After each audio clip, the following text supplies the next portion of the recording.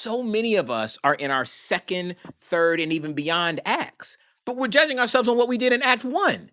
That doesn't even matter, right? For somebody that's listening who's like, it's too late for me. Yeah.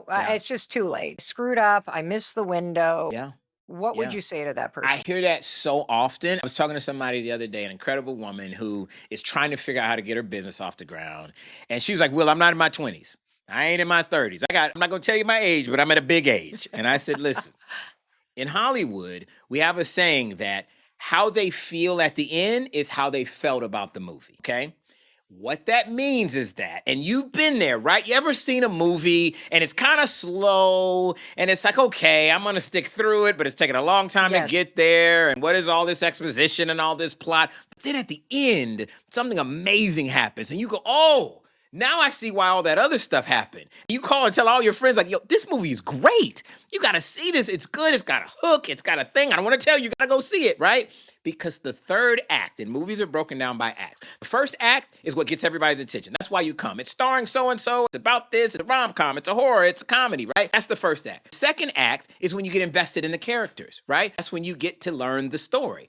But the third act, that's when you bring it home. That's when you really determine whether or not you love that movie or not. Everybody in Hollywood knows that. The way you leave them feeling. So many of us are in our second, third, and even beyond acts, but we're judging ourselves on what we did in act one. That doesn't even matter, right? The third act, that's how you leave people feeling. That's the value that people are going to attribute to you, right? You can't judge Mel Robbins on the first act of her life. I know that. You're very open and honest about that. Same with Will Packer. So whether you're in the first, second, or even third act, it's not over.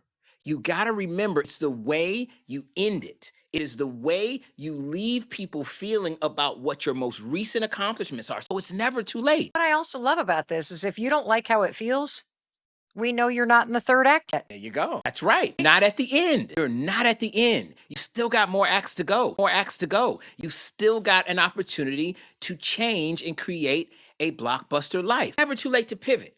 The power of the pivot. I'm a big believer in embracing that power. The movie's not over. Your story is not over being told. Absolutely love this. I love it because it allows you to think about where you are as if you're in a scene, Yes. but this is not how it ends. If you're going to produce your life, you get to decide how it ends.